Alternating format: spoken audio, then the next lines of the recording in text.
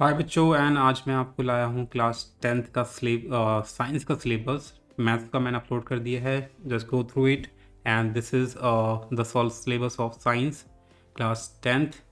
इसमें पहले course structure दे रखा है हमारा। तो इसमें हमारी 5 यूनिट है। Chemical substance, nature and behaviour 25 marks की, वर्ल्ड ऑफ लिविंग 25 मार्क्स की। 2 यूनिट पहली बहुत ज़्यादा वेटेज है, तो इस पर ज़्यादा ध्यान देना है आपको। नेचुरल फिनोमेना हमका 12 मार्क्स का, इफेक्ट्स ऑफ करंट 13 मार्क्स की एंड नेचुरल रिसोर्सेज 5 मार्क्स के। तो जैसे वेटेज है उसके हिसाब को उस पर टाइम देना होगा। ऐसे नहीं कि आप 13 मार्क्स का वेटेज है इस पर ज़्यादा टाइम दे दो कंपेयर टू 25 मार्क्स वाली वेटेज पे। तो आपको ध्यान देना है कि आप जिसकी ज़्यादा वेटेज है उस पर ज़्यादा टाइम इन्वेस्ट करना है।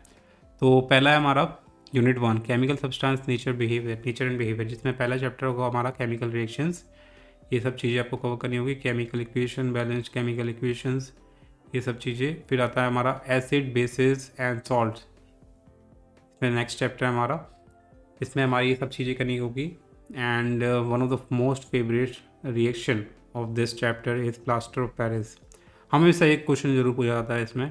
फिर metals and non metals, property of metals, non metals, reactivity series. तो ये सब चीज़ें आपको कवर करनी होगी जो भी टॉपिक दे रखे हैं। Carbon compounds, my favourite chapter from the science series. And ये आपका ये सारे जो टॉपिक्स दे रखे आपको कवर करने होंगे इसमें, ठीक है।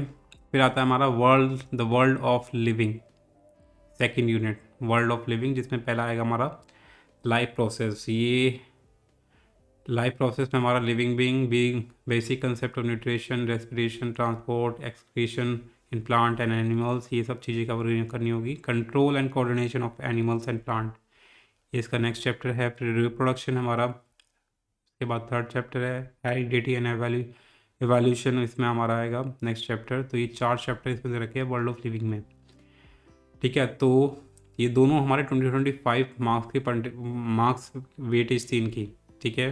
फिर नेचुरल फेनोमेना थर्ड यूनिट है हमारी, चैप्टर का नाम भी नेचुरल फेनोमेना ही है। एंड इसमें हमारा reflection of light by curve surface, refraction, एक रिफ्लेक्शन है, एक रिफ्रैक्शन है। तो ये दोनों चीज़, ये भी चैप्टर बहुत इंपॉर्टेंट है फ्यूचर पर्सपेक्टिव से। एंड इसमें जो भी कंसेप्ट दे रखे आपको कवर करने होंगे। And how things work, next chapter है हमारा, नेक्स्ट यूनिट है हमारी, उसमें हमारा आता है पहला चैप्टर इफेक्ट ऑफ करंट, फिर मैग्नेटिक इफेक्ट ऑफ करंट, ये 2 चैप्टर है हमारे इसमें। फिर नेचुरल रिसोर्सेज में आता है हमारा आर इन्वायरमेंट, ठीक है। एंड ये आपको कवर करना होगा, टीचर के लिए भी नोट दिया हुआ है एंड में। तो उसके बाद प्रैक्टिकल्स में आपको ये सब चीज़ें कवर करनी होगी जो भी दे रखी है, ये टीचर्स का काम है, ठीक है। और यप, तो यहाँ हमारा दे रखा है demonstrate knowledge and understanding 46%, application of knowledge concept 22%, formulate, analyze, evaluate, create 32 marks, 32%। तो टोटल हो गई हमारी 100%, जिसमें से इंटरनल असेसमेंट हमारी 20 मार्क्स की होगी। 5 मार्क्स, 5 + 5 मार्क्स पीरियोडिक असेसमेंट, जो रेगुलर टेस्ट होते रहते हैं उसके भी वेटेज हमारी जुड़ने वाले एग्जाम में आपके।